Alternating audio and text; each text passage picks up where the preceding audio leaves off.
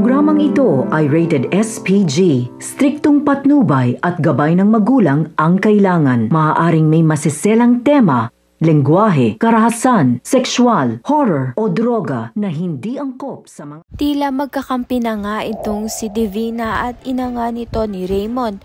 Ngunit nagalit nga itong si Divina dito nga sa ina nga ni Raymond dahil buong akala nga niya ay pipirmahan na nga ni Raymond at papayag na nga siya sa kontrata nga nito ni Divina. Ngunit hindi nga nangyari ang pinaplano nga nila. Kaya naman nga't pupuwersahin na nga nila itong si Raymond upang ang pumayag na nga.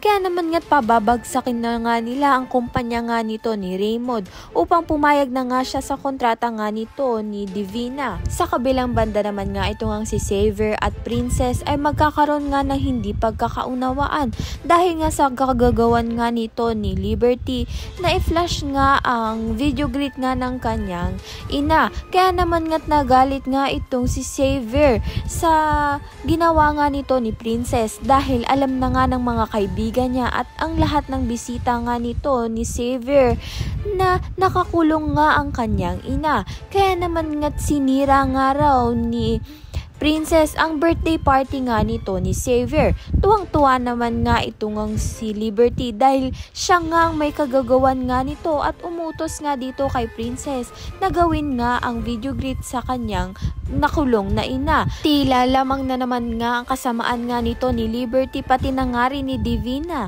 Ayan nga at iba pa ang dapat nating pakaabangan. Maraming salamat sa iyong panonood.